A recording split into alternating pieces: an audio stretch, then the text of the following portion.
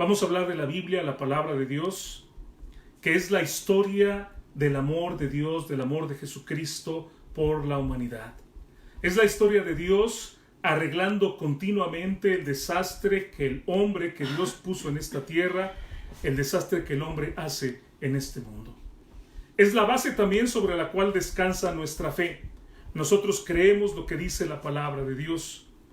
Es también nuestra única base de doctrina, de fe y de práctica. Y es la única forma en que nosotros podemos conocer al Dios verdadero.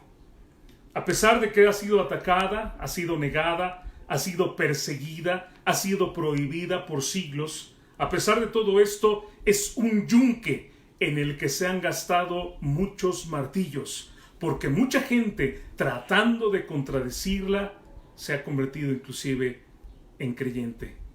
Ha creído en Dios a través de eso. Su riqueza literaria es infinita. Sus profecías tienen un cumplimiento exacto. Fíjese nada más. Hay aproximadamente un total de 1817 profecías cumplidas.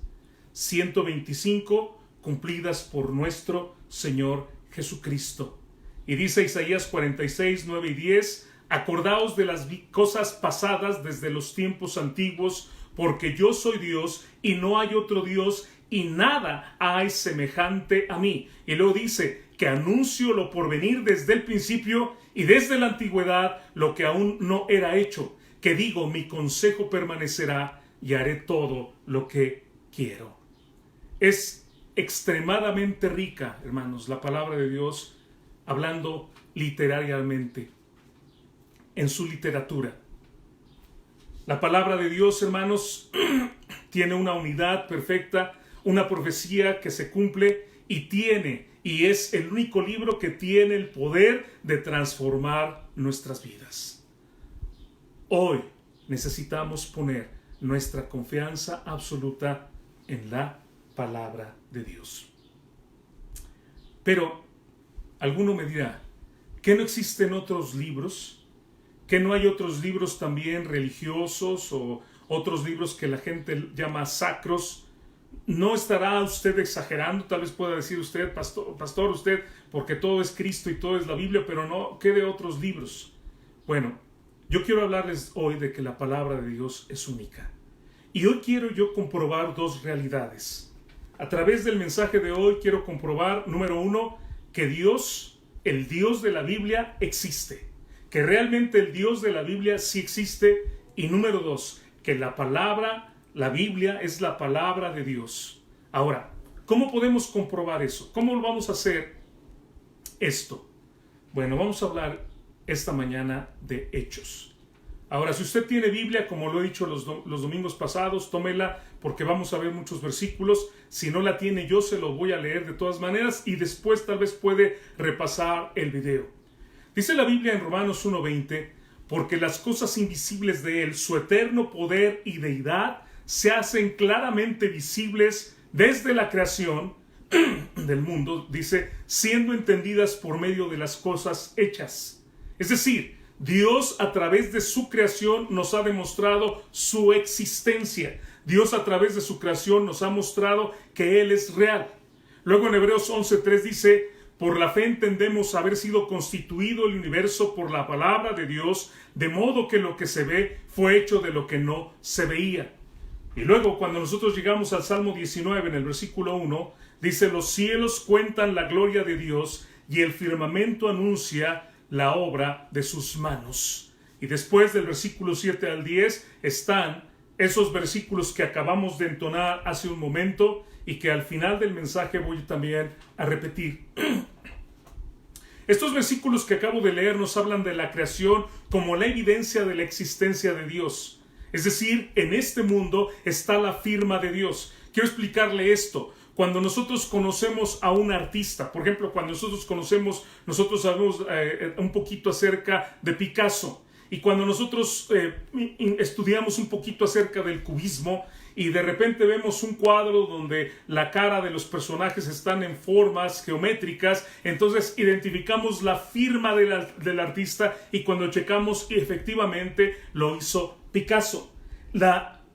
Podemos decir que nosotros vemos en esta creación la firma del artista. Hay elementos en esta creación de que Dios fue el que hizo todas las cosas.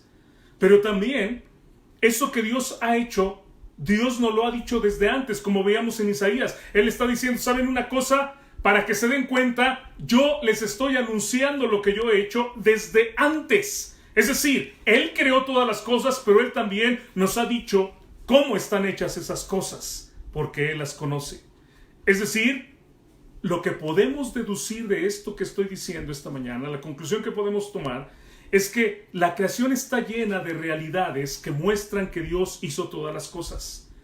Podemos entender también que la palabra de Dios nos habla de esas realidades. Dios nos lo anuncia. Y Dios nos dio su palabra para que conozcamos esas realidades, pero más importante, para que conozcamos al Dios que creó todas las cosas. ¿Cómo vamos a hacer esto entonces esta mañana? ¿Cómo vamos nosotros a demostrar que hay un creador? ¿Cómo vamos a demostrar que ese creador hizo este mundo y que Él quiere que lo sepamos? Bueno, de la siguiente manera. Muy sencillo. Cuando alguien hace una cosa, esa persona sabe cómo la hizo. ¿Están de acuerdo? Ahora, ustedes ven aquí una puerta. Creo que sí ven aquí. Irma, sí se ve, ¿verdad? Esa puerta que está aquí. Ajá, no. Ustedes ven aquí la orilla de la puerta. Déjenme le pregunto. ¿De qué madera está hecha? ¿Cómo se hizo esa puerta? El junquillo, ¿con qué técnica se hizo? ¿Qué herramientas se utilizaron? ¿Dónde se compró la madera para hacerla? ¿Cuánto tiempo se llevó en hacerla? ¿Cómo fueron esas jornadas de trabajo? Ahora, nadie de los que me está escuchando puede responder estas preguntas. ¿Por qué? Porque no la hicieron. Ustedes no la hicieron.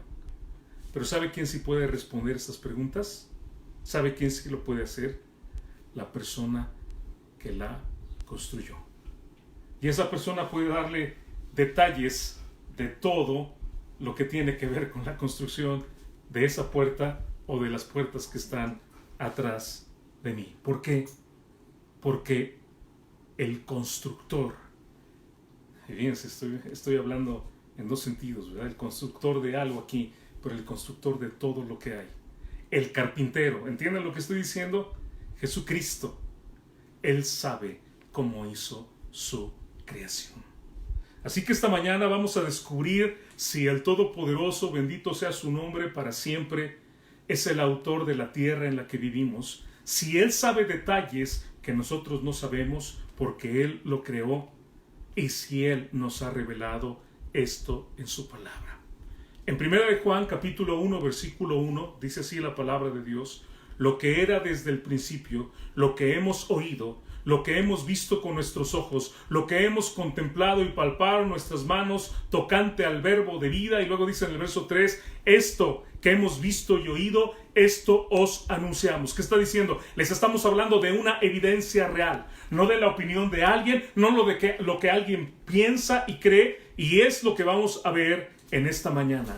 Evidencias que nosotros tenemos en su palabra de que Dios, el creador de todas las cosas, existe. ¿Por qué? Porque las hizo y porque nos da detalles específicos que nadie más sabía, y porque además nos lo anuncia antes de que nosotros podamos descubrirlos. Vamos a comenzar por el libro de Job. Les voy a dar 11 realidades, hermanos. Ahora, hay muchas más, pero por el tiempo no puedo abarcarlas todas, pero les voy a hablar de 11 realidades. Y vamos a comenzar por el libro de Job, el libro más antiguo.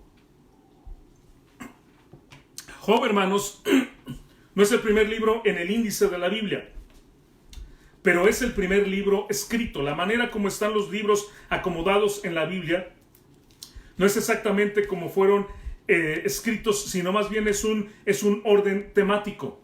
Pero en el libro de Job, hermanos, nosotros encontramos la primera evidencia. Ahora, y voy a hablar de varias evidencias que están en Job. Ahora, Para darse una idea, diferentes eruditos, casi llegando a la conclusión de todos los eruditos, dicen que la fecha en que se escribió el libro de Job fue 2000 años antes de Cristo. 2000 años antes de Cristo. Y sin embargo, es decir, con esto que estoy diciendo, no hay forma, no había un avance científico en tal tiempo, no hay manera de que Job conociera los hechos que vamos a decir de otra manera. Job asombrosamente declara realidades científicas que fueron descubiertas 4000 años después. ¿Cómo pudo Job saber esto? No existían satélites, no existían drones. Para los jóvenes que me están escuchando, nada de esto existía. ¿Cómo pudo Job conocer a detalle todas estas cosas? Y le quiero recordar, disculpe mi insistencia, si hay un creador, si Él hizo todas las cosas, Él conoce cada detalle de las cosas como las hizo, y Él nos lo revela a través de su bendita palabra. El primer hecho real, científico, comprobable, es que la Tierra flota libremente en el espacio. Y vamos al libro de Job, capítulo 26, y el versículo 7, y dice así: Él extiende el norte sobre vacío, y vea lo que dice este texto: cuelga la tierra sobre nada. Cuelga la tierra sobre nada. Ahora, en tiempos antiguos se creía que la tierra era plana y era sostenida por unos elefantes o unas tortugas o un gran gigante llamado el Atlas. Tal vez ustedes recuerdan eso. Inclusive era la forma como antiguamente se le llamaba también a los mapas o a veces a los globos terráqueos que teníamos en la casa, el Atlas. Esa era la idea que se tenía antes. El científico Nicolás Copérnico descubrió que la tierra no estaba sobre elefantes hasta el año 1500 después de Cristo. Ahora, piensa en esto. Nosotros sabemos esto, ¿por qué? Me van a decir, ¿qué nueva me la traes, hermano? No, o sea, sí lo sabemos. ¿Por qué? Porque del 1500 hasta ahorita han pasado muchos años. El hombre ha hecho viajes al espacio, hay satélites, hay una gran cantidad de satélites y de desperdicios también allá en el espacio sideral. Pero, ¿cómo supo Job esto? Sin haberlo estudiado, sin tener un telescopio. ¿Cómo es que escribe Job esto? ¿Por qué? Porque Dios se lo reveló. ¿Quién? El que lo hizo, el creador de todas las cosas.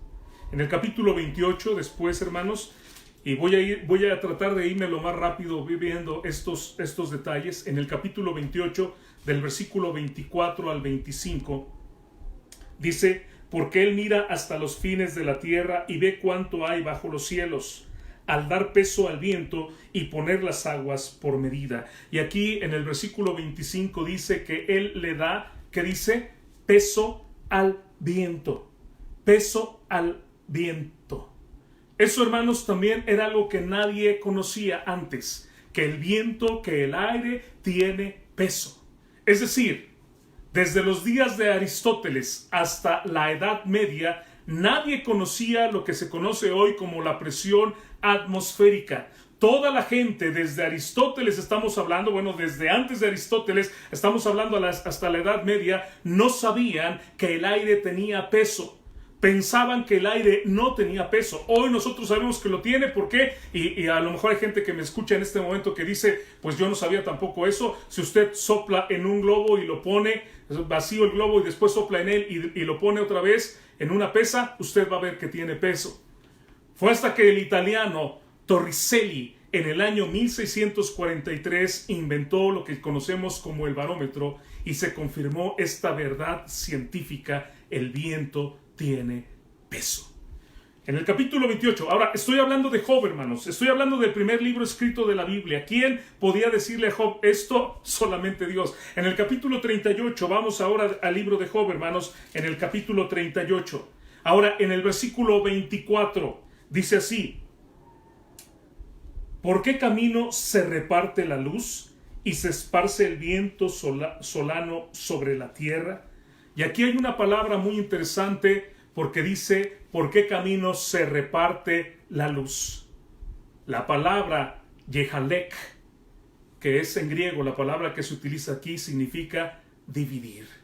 Y este es un concepto muy sofisticado, es un concepto que en física se conoce como la dispersión, cuando un rayo de luz a través de un prisma se puede dividir y se pueden separar los colores.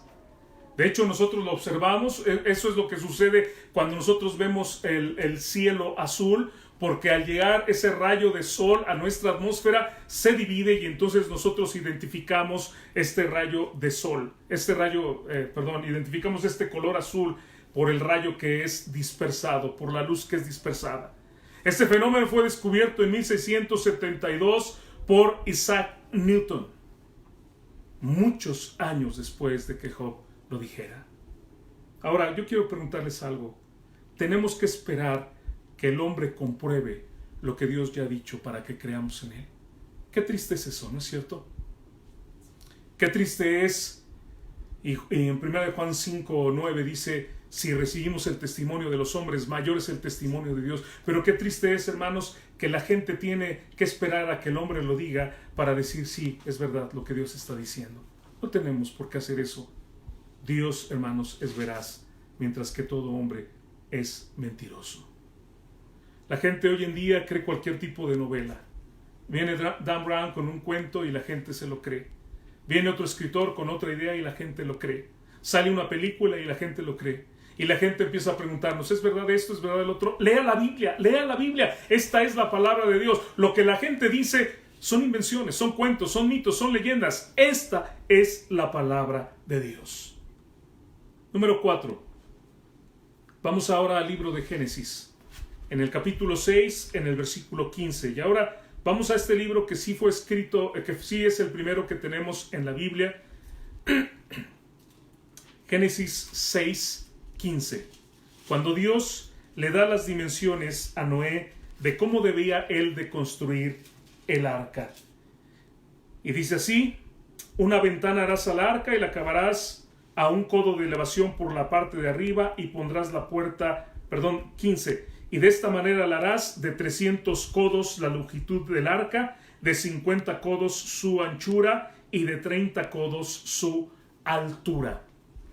Es decir, el radio de proporción que está diciendo es 30 tantos de largo por 5 tantos de ancho por 3 tantos de alto. Esa es la proporción.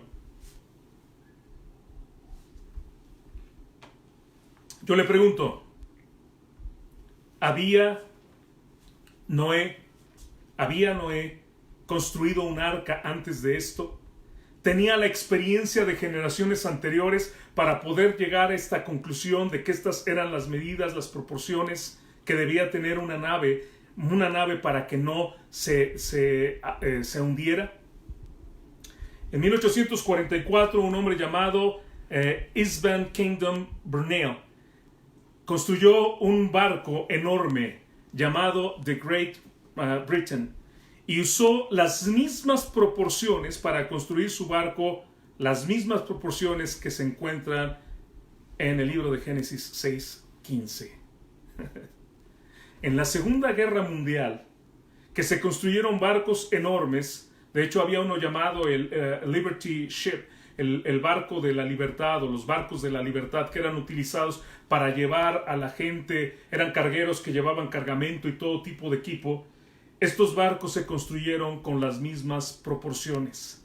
En 1993 se hizo un estudio científico en Corea para ver cuál sería el modelo adecuado para construir un barco que fuera grande, que estuviera en el mar por largos días y que no se hundiera, que pudiera llevar mucho peso y que no se hundiera. ¿Cuál fue la proporción que ustedes creen que encontraron? ¿Qué era la proporción perfecta? Sí, la respuesta, ustedes la saben. La proporción que Dios le dio a Noé para construir el arca. ¿De dónde obtuvo Noé esa información? Noé es único en su clase. ¿De dónde obtuvo la información para construir? el arca, del constructor de constructores, del maestro de maestro, del verdadero carpintero, de nuestro Dios. ¿Cree usted entonces que hay un Dios y que ese Dios nos ha revelado detalles de lo que Él ha hecho que nadie más sabía? Vámonos después de esto, número 5, al libro de Levítico. En Levítico hay varios pasajes. No los voy a leer todos, voy a darles solamente el pasaje de Levíticos 11, libro de Levítico capítulo 11, del 19 al 12. Del 9 al 12, disculpen, Levítico 11 del 9 al 12. Y en este pasaje nos habla acerca de tener una dieta sana. Algo que también la gente no hizo caso por muchos años. La gente ha comido lo que bien ha querido, pero la Biblia nos advierte de tener una dieta sana. Un ejemplo, en Levítico 11, en el versículo 19, la Biblia prohíbe comer murciélago. Ahora, nosotros hoy en día, hermanos, estamos viviendo la consecuencia de desobedecer estos mandamientos de Dios. Para la gente es algo muy sencillo y puede decir, ¿eso a quién le interesa? Dios lo dijo, el hombre no sabía nada. Tal vez nosotros podemos decir, puedo comer lo que sea. Puedo comer perro, puedo comer puerco, puedo comer lo que sea. Pero la Biblia nos da mandamientos. Ahora, no estoy con esto diciéndole no coma algo o sí lo coma. Yo le estoy diciendo lo que dice la Biblia. Usted lo quiere hacer o no lo quiere hacer, es su decisión. Pero yo le digo que sería mucho más saludable que comiéramos frijolitos con arroz o unos tacos de frijoles a comernos un murciélago. Porque estos animales traen enfermedades y bueno, no tengo que explicar mucho acerca de esto. La Biblia prohibió que comiéramos este tipo de animales 3000 años antes de que el hombre descubriera los daños que le pueden causar al hombre. Me parece que lo que trato de probar está siendo probado, ¿no lo creen? Me parece que el punto que trato de hacer, de que Dios creó todas las cosas y Él sabe cómo las hizo y nos lo ha revelado en su palabra antes de que el hombre lo sepa o lo descubra, me parece que está siendo comprobado. Número 6. Los beneficios de la cuarentena. Ahora, en el mismo libro de Levítico, en el capítulo 13, en el versículo 46, Levítico 13, 46, cuando está hablando acerca de las leyes referentes a los leprosos, Levítico 13, 46 dice: todo el tiempo que la llaga estuviere en él será inmundo, estará impuro y habitará solo, fuera del campamento será su morada. ¿Ven lo que dice? De hecho, en el versículo 45 también es interesante porque dice: el leproso en quien hubiere llaga llevará vestidos rasgados y su cabeza descubierta, y embozado pregonará: inmundo, inmundo. Ahora, este cuadro, hermanos, es este cuadro que describe la Biblia, es el cuadro que hoy en día hemos visto en todos lados. Aquí en México le llamamos Susana Distancia. Ajá. Lo han visto a lo mejor en la televisión, Susana Distancia. Y aquí en México, y tal vez en muchas partes de donde usted me está viendo, le han dicho que se tiene que quedar en casa, porque es peligroso que usted vaya a contagiar a otros. Tiene que embozarse, tiene que ponerse algo en la boca también, tiene que ponerse algo para detener la propagación de los gérmenes. Ahora, nos parece esto muy sencillo, ¿no es cierto? Hoy en día. Pero ¿sabe usted que no siempre fue así? ¿Sabe usted que la gente, cuando estaba enferma en siglos pasados, estaban todos juntos? Hay en la historia algo llamado la peste negra. La peste negra porque precisamente la gente que enfermaba de esto se ponía su piel negra. También es conocida en la historia como la peste bubónica, porque los ganglios, o llamados bubones, se inflamaban por este motivo. En el siglo XIV tomó la vida, escuche esto, de 17 millones de personas. La razón fue muy sencilla. En ese tiempo no se separaba a la gente sana de la gente enferma. No se conocían los parásitos, no había ningún motivo para que se separaran porque la gente no sabía acerca de esto. Y esta peste bubónica, que de hecho fue producida por las pulgas que traían las ratas, imagínense cuando toda la gente estaba junta y seguía propagándose estos gérmenes. ¿Cómo podía la gente tener una regla de cuarentena cuando no conocía que había gérmenes? Pero ¿cómo es que Dios, desde el inicio, en el inicio de su palabra, nos dice, miren, cuando alguien está enfermo, pónganlo aparte? ¿Por qué? Porque Dios es el creador. Él conoce todas las cosas y nos las ha revelado a través de su palabra. Número 7, algo también muy sencillo, que todos deberíamos de hacer no solamente en este tiempo, sino durante todo el tiempo. Algo tan sencillo como lavarse las manos. La palabra de Dios bendita nos enseña hace 3000 años que debemos lavarnos las manos. Vea el capítulo 15 del libro de Levítico en el versículo 13. Levítico 15, 13. Cuando se hubiere limpiado de su flujo, el que tiene flujo contará 7 días después de su purificación y lavará sus vestidos y lavará sus cuerpos en aguas corrientes y será limpio. La palabra de Dios, mucho tiempo antes de que el hombre descubriera la importancia de lavarse las manos e inclusive de lavar la ropa. Quiero decirle que inclusive eso no era una práctica antigua. Para nosotros nos suena lo que estoy diciendo y los jovencitos que me están escuchando tal vez digan, pero eso todos lo sabemos. Sí, pero cuando esto se escribió, la gente no lo sabía y les estoy diciendo que ni siquiera después de siglos la gente lo practicaba.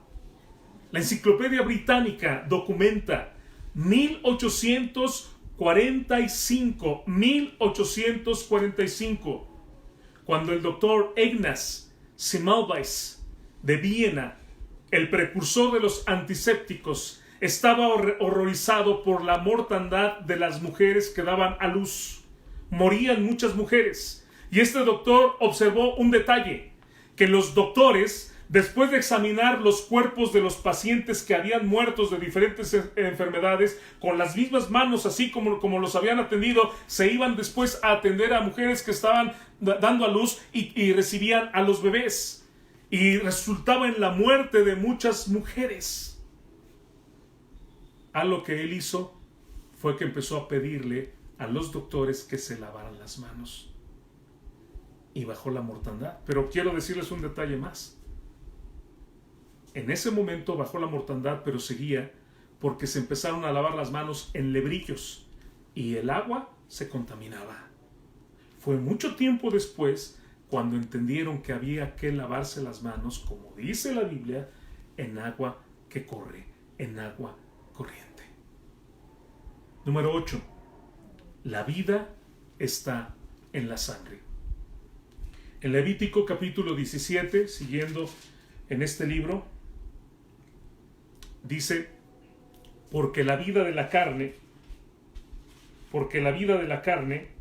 en su sangre está, y os la he dado para hacer expiación sobre el altar por vuestras almas, y la misma sangre hará expiación de las personas. ¿Cómo evalúa un médico la salud de una persona? Por medio de una prueba sanguínea, ¿es verdad?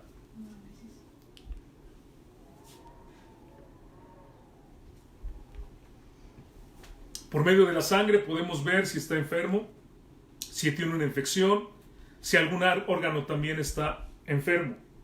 Hoy sabemos nosotros, y si no, bueno, lo comparto con ustedes, que el corazón late 70 veces por minuto, 100,000 veces al día, 35 millones de veces al año. Cada vez que lo hace bombea 70 mililitros,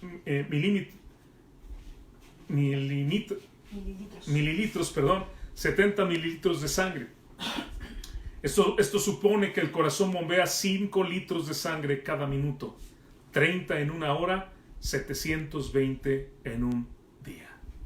Todo esto se conoce como el gasto cardíaco. Ahora, ¿quién hizo esta maravilla? Nada más déjeme, ¿quién hizo esta maravilla? Para mí es asombroso que compramos un auto y después de un tiempo tenemos que mandarlo al mecánico y hay que repararlo, y hay que arreglarlo, y hay que hacerle esto y el otro. Y me parece asombroso que este corazón que tenemos, bueno, llegamos a tener afecciones, ¿verdad? Pero cuando estamos, obviamente sé que hay gente que se enferma muy joven, pero la mayoría de la gente cuando ya somos grandes de edad, cuando ya tienen una edad avanzada. Hoy sabemos que si nosotros nos desangramos, lo que dice la Biblia es cierto, nosotros nos morimos. Sin embargo, hace tan solo 120 años, escuche, hace 120 años la gente no sabía esto. Cuando alguien se enfermaba, le practicaban algo que se llama sangría o se llamaba sangría. ¿Saben qué eran las sangrías? No me estoy refiriendo a una bebida, me estoy refiriendo a que a la gente estaba enferma y le sacaban sangre. Y se enfermaba y le seguían sacando sangre. Y era lo que ellos pensaban que era la solución para la enfermedad de la persona. No sé si alguno de ustedes sabe cómo murió George Washington. Bueno, George Washington murió porque él enfermó primeramente de faringitis, luego se complicó con una neumonía y sus doctores, 3 de ellos, le hicieron varias sangrías. No le hicieron una, le hicieron 7 sangrías en varias horas. Casi le quitaron 2 litros de sangre. Y así es como murió George Washington, desangrado. Hoy sabemos que la gente cuando está enferma necesita sangre, ¿no es cierto? Cuando operan a alguien se pide que se les dé sangre. Pero el hombre no sabía eso. ¿Quién lo sabía? Dios, que creó todas las cosas. Y para mí es también fantástico darme cuenta que 1400 años antes de Cristo, Dios dijo esto, y cuando viene el Señor Jesucristo, el creador de toda la creación, Él entrega su vida y derrama su sangre para darnos vida. Lo estudiábamos la semana pasada, ¿recuerda? La vida del hombre está en la sangre, ¿cierto? Pero la vida del ser humano también está en la sangre de Cristo, la vida eterna. Número 9. El efecto curativo del gozo. En Proverbios capítulo 17, ya vamos ahora hacia la mitad de la Biblia, pero estamos hablando también de mucho tiempo atrás, estamos hablando 950 años antes de Cristo, cuando se escribe el libro de Proverbios. En el capítulo 17, en el versículo 22, dice muy sencillamente: el corazón alegre constituye un buen remedio, mas el espíritu triste seca los huesos. Ahora, hoy sabemos que el gozo es una medicina. Reduce los niveles de estrés, incrementa la producción de endorfina, ayuda a balancear el sistema inmunológico para que pueda luchar contra las enfermedades. Por otra parte, como dice Proverbios 18:14, el ánimo del hombre soportará su enfermedad, mas ¿quién soportará el ánimo angustiado? Y sabemos nosotros que el dolor, la angustia, la presión puede tener efectos concomitantes en el ser humano. Es decir, él puede enfermarse por el hecho de sencillamente estar triste, estar deprimido, estar así. Inclusive le puede faltar la respiración, puede tener arritmia e inclusive dolores de pecho y hasta le puede producir un paro cardíaco. ¿No sabíamos esto? No se sabía esto, pero alguien sí lo conocía, nuestro Dios Todopoderoso. Número 10, y este es algo que todos ustedes saben: la tierra es redonda. Después de Proverbios, vamos a Isaías, escrito 750 años antes de Cristo, capítulo 40 y el versículo 22. Él está sentado sobre el círculo de la tierra. Él está sentado, dice la Biblia, sobre el círculo de la tierra. La palabra chug es la que se utiliza en este pasaje, que significa círculo, circuito. Significa un instrumento, puede ser traducida como un instrumento circular o un aparato para hacer un círculo, lo que nosotros llamamos normalmente un compás. La palabra se utiliza también para referirse al horizonte de la tierra, porque al ser esférica la tierra, entonces nosotros podemos ver hacia el horizonte cuando un barco se aleja, lo que observó precisamente Cristóbal Colón. Un barco se aleja y parece que se cae, pero no es así. Varias traducciones de la Biblia han traducido este pasaje con diferentes palabras que significan esta forma circular. Pagnino la tradujo como esfera. Tenemos la traducción también del siglo XVII, donde se utilizó la palabra globus. En el siglo XVIII se utiliza la palabra orbis. En la Biblia italiana riveduta se utiliza la palabra globo. Globo. Isaías, 750 años antes de Cristo, nos está diciendo lo que nadie sabía: la tierra es redonda. Lo comprobó Colón el 12 de octubre de 1492. Galileo Galilei, astrónomo y físico italiano que vivió en el 1564 al 1642, fue el primero que usó un telescopio para estudiar las estrellas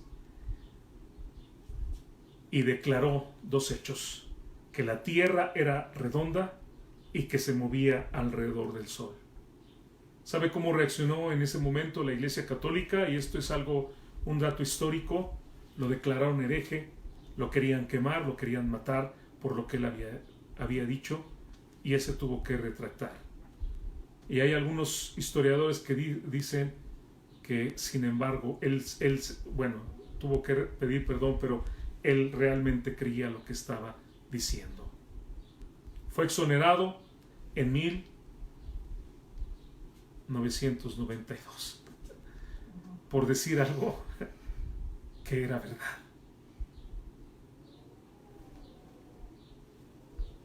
¿Quién sabía esto? Dios. Número 11.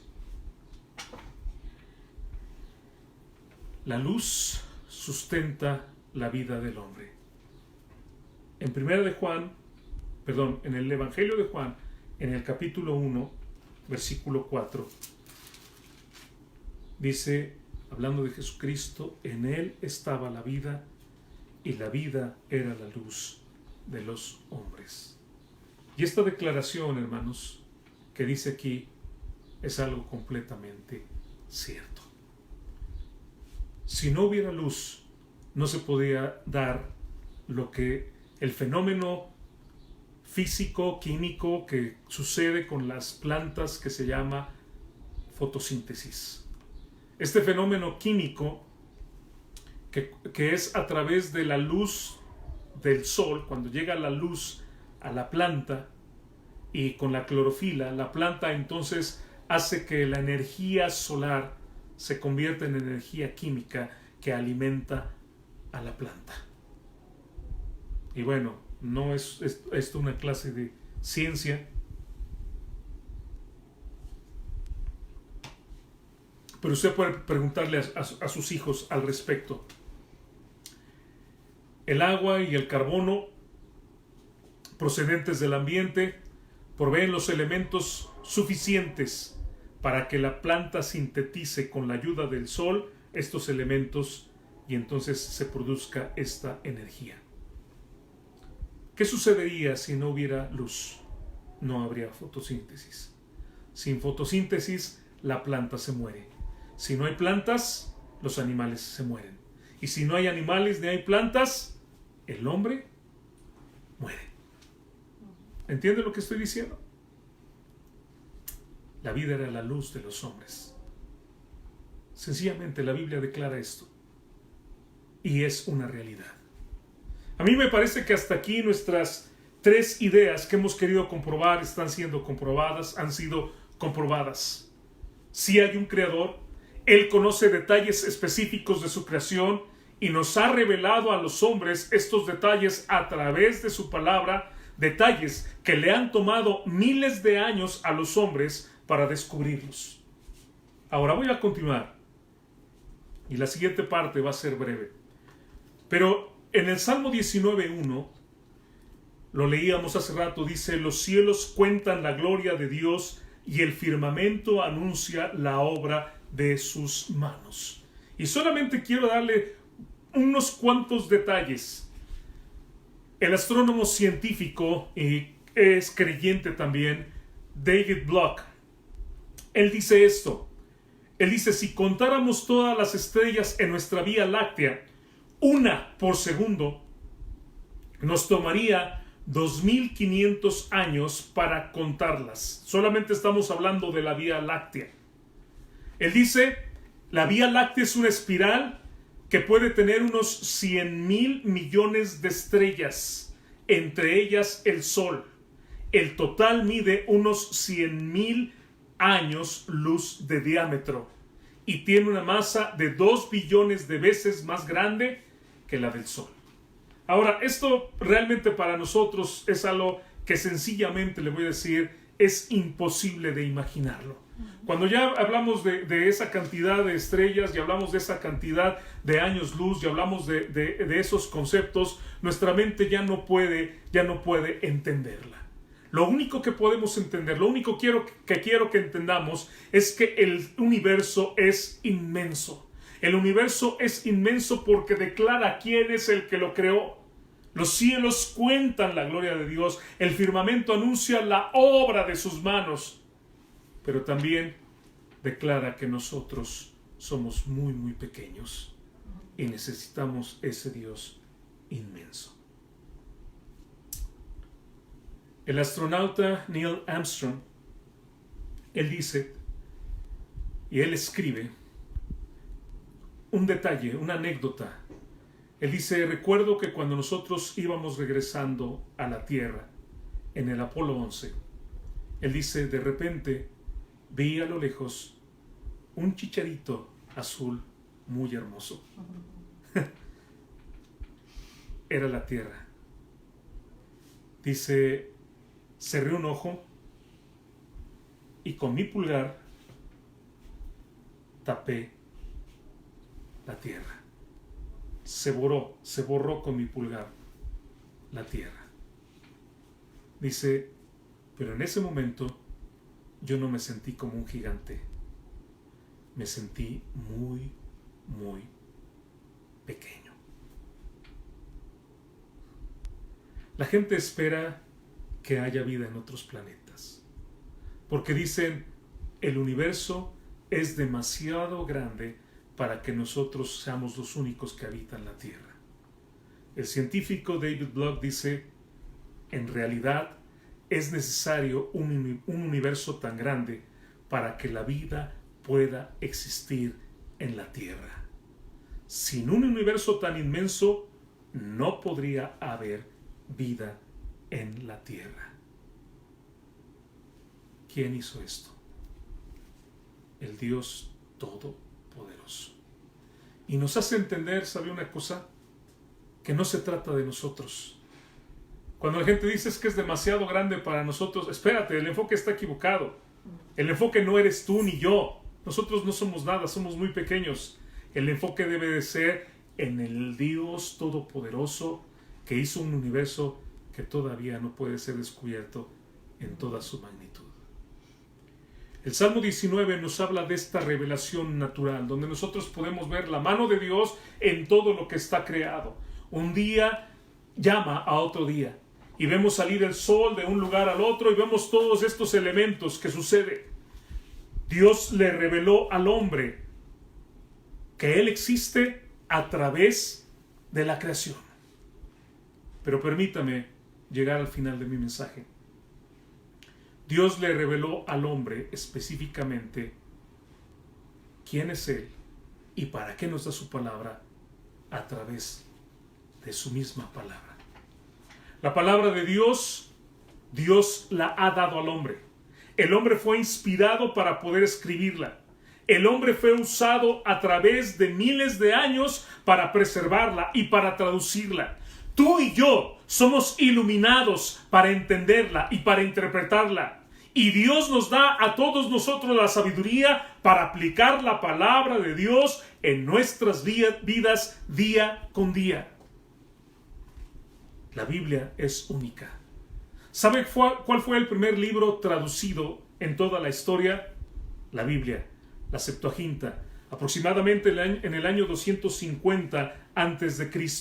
La mandó traducir el rey Ptolomeo para su biblioteca por 70 o 72 sabios hebreos que hicieron la traducción del hebreo al griego. ¿Sabe cuál fue el primer libro impreso? Un 23 de febrero de 1455, un hombre llamado Juan Gutenberg, el inventor de la imprenta, imprimió el primer libro, y ese primer libro que imprimió se llamó la Biblia Mazzarina, la Biblia de 42 líneas, o como muchos la conocen, la Vulgata Latina, el primer libro impreso. ¿Sabe usted cuál fue el primer libro en viajar al espacio exterior? El 24 de diciembre de 1968, en la transmisión de televisión más vista en ese momento, la tripulación del Apolo 8 leyó el libro de Génesis mientras orbitaban la Luna. La Biblia es el libro más vendido, más adquirido por más gente en toda la historia. Más de 100 millones de ejemplares. 100 millones de ejemplares cada año. Ningún libro, ningún bestseller, es más, juntándolos todos, no pueden igualar a la cantidad de Biblias que la gente tiene. ¿Qué otro libro fue escrito en un periodo de 1600 años por un solo autor, por 40 escritores diferentes? Teniendo esos escritores diferentes trasfondos sociales y culturales, escritos en diferentes lugares, diferentes circunstancias, en diferentes idiomas, en diferentes continentes. Y yo le digo esta mañana, no base su fe en leyendas, en historias, en mitos sin fundamento. Base su fe en la Biblia, que es la palabra de Dios. Dice el Salmo 19, del 7 al 10. Y con esto concluyo. La ley de Jehová es perfecta, que convierte el alma. La ley de Dios que apunta perfectamente en el blanco, en donde debemos de llegar, lo que Dios quiere que nosotros hagamos. ¿Sabe qué hace? Convierte el alma. Tiene el poder transformador, restaurador. Es el único libro que puede cambiar las vidas de las personas. ¿Qué dice? El testimonio de Jehová es fiel. El testimonio de Jehová es fiel. Lo que Dios nos dice es verdadero. Lo que Dios nos está diciendo a través de su palabra, lo que hemos visto esta mañana, es una realidad. Y el hombre ahora lo ha descubierto, lo puede corroborar, pero es una realidad. Está diciendo, Dios es veraz, no miente. Lo que Él dice acerca de cualquier asunto es real, es verdad. Créele a Dios. El testimonio de Jehová es fiel, que dice que hace sabio al sencillo. Y esto quiere decir sencillamente que nos hace sabios. En el hebreo da la idea de tener la sabiduría para poder cerrar la puerta o abrir la puerta. Cerrar la puerta porque mucha gente escucha cualquier tipo de cosa, se deja llevar por cualquier cosa. Nos dicen que, que las chakras, y nos dicen que pongas las piedras, y nos dicen que los imanes y que la buena suerte, y creemos todo eso. ¿Sabe qué? Créale a Dios, crea su palabra. Cierre la puerta a cosas que no son de Dios. Cierre la puerta a ideas filosóficas y pensamientos que no son de Dios, y abra la puerta para las cosas que son del Señor. Esa es la idea. Hacer sabio al sencillo. Los mandamientos de Jehová son rectos, la guía que indica el camino recto. ¿Quieres tener una vida de rectitud? ¿Quieres saber qué es lo mejor para tu vida? ¿Quieres saber qué es lo mejor para los demás? Vea la palabra de Dios. ¿Y qué dice? que alegran el corazón. ¿Quieres de verdad tener gozo en la vida? ¿Quieres disfrutar de la vida al máximo? Te digo una cosa, no necesitas drogas, no necesitas alcohol, no necesitas fiestas y parrandas y todo eso que nada más te dejan vacío y que lo único que hace es que tú parece que estás disfrutando cuando realmente tienes una tremenda depresión y un tremendo vacío en ti. ¿Sabes qué necesitas? Ir a la Biblia, bebe de la Biblia, toma la Biblia y cuando tú la vivas, entonces verdaderamente tú tendrás gozo. Ella nos da una alegría, no solamente acá, porque mucha gente yo sí veo que sonríe, ¿no? Y decimos, está muy contento. No, nos da una alegría, un gozo interno, alegran el corazón. El precepto de Jehová es puro. Esa es una palabra muy bonita. El precepto, no una opinión, un principio. Los principios son verdades basadas en verdad. La palabra de Dios no nos habla de opiniones. La Biblia nos da principios. El precepto de Jehová es puro, que dice que alumbra los ojos. ¿Sabe qué habla de esto? Nos da un discernimiento, nos da una visión espiritual, nos permite ver los peligros donde otra gente no los puede ver, nos permite a nosotros darnos cuenta de lo que está mal, de lo que está oculto, del error donde otras personas no lo pueden ver. Para eso nos sirve la palabra de Dios, ¿se da cuenta? No es un libro para tenerlo ahí en la biblioteca, llenándose de polvo. Es un libro para tomarlo, leerlo, estudiarlo y para beberlo y vivirlo para que sea de bendición para nuestras vidas. Este bendito libro es la palabra de Dios. El temor de Jehová, dice también, es que limpio. El temor de Jehová es limpio. La reverencia a Dios, la adoración a Dios es pura. Es pura. Y que dice que permanece para siempre. Estamos hablando de valores eternos. Estamos hablando de enseñanzas para toda la vida. Quiere que sus hijos anden bien. ¿Cuánta gente se acerca y me dice, es que ya no aguanto a mi muchacho, es que esta chica, por más que le digo que no se vaya de parranda, por más que le digo que no anden estas otras cosas, quiere que ellos anden bien? ¿Quiere usted dejar una herencia y quiere usted dejar una enseñanza y principios para sus siguientes generaciones? Aquí está la respuesta. Aquí está la respuesta. Permanece para siempre. Si usted la aplica, permanece para siempre. Y no solamente en esta vida, sino bendito Dios, gloria a Él, la vida eterna. Los juicios de Jehová son verdad. Es la medida justa. Es la medida cierta. Les decía yo el otro día que la palabra de Dios nos enseña a ser los mejores esposos, las mejores esposas, los mejores padres, la mejor madre, los mejores hijos, los mejores ciudadanos. Es cierto, son las medidas justas. Son todos justos. Todo lo que hacemos de la palabra de Dios es justo, es bueno. Es bueno no solamente para mí, es bueno para los demás. ¿Cuánta gente solamente hace lo que considera que es bueno para sí mismo, aun cuando daña a otros? La palabra de Dios nos enseña principios que son buenos para nosotros y son buenos para los demás. ¿Y qué más dice en el versículo 10? Deseables son más que el oro y más que mucho oro afinado, no una imitación. No son una imitación de ninguna manera. Nada tiene tanto valor como su palabra. Nada refleja tanto la realeza como su palabra. Nada es tan hermoso. Nada es un conductor de tantas bendiciones como su palabra. Nada refleja la gloria de Dios como su palabra. Nada premia mejor a las personas que su palabra. Nada es tan duradero como su palabra. Deseables son más que el oro. Y dice el texto también, y más que mucho oro afinado, nada como él. Y dulces, dice, más que miel y que la que destila del panal. Mi hermano Tapia hace muchos años me enseñó que la miel, cuando uno la saca del panal, tiene otro sabor. Pero cuando uno la come directamente del panal, tiene un sabor especial. Un sabor agradable. Un sabor o un alimento energético. Eso es la palabra de Dios. Una pureza incomparable. Y me recuerda que precisamente en esa portada de la Biblia del oso, la de Casidoro de Reina, aparece en la pasta y en la portada un oso comiéndose la miel. El Winnie Pooh, ¿verdad? Necesitamos ser como ese Winnie Pooh, alimentándonos de la palabra de Dios. La Biblia es la palabra de Dios.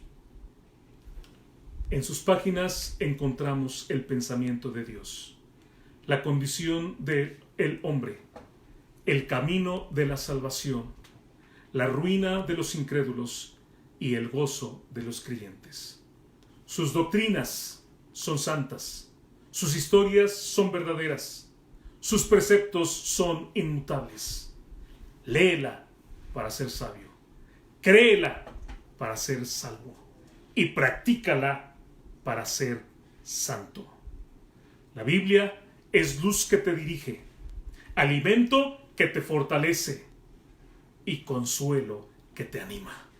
Es el mapa del viajero, el bordón del caminante, el compás del piloto, la espada del soldado y el carácter del cristiano. En ella, el paraíso es restaurado, el cielo es abierto y las puertas del infierno son vencidas. Cristo es su principal tema, nuestro bien su propósito y la gloria de Dios su final. Debe llenar nuestra memoria, gobernar nuestro corazón y guiar nuestros pies. Léela lentamente, frecuentemente y en oración. Es una mina de bendición, salud para el alma y un río de gozo. La Biblia envuelve la más alta responsabilidad y recompensa grandemente al que la practica. Ora sus versos, léela completamente, vívela diariamente y pásala a los demás. Dios te bendiga, que el Señor te bendiga y te guarde.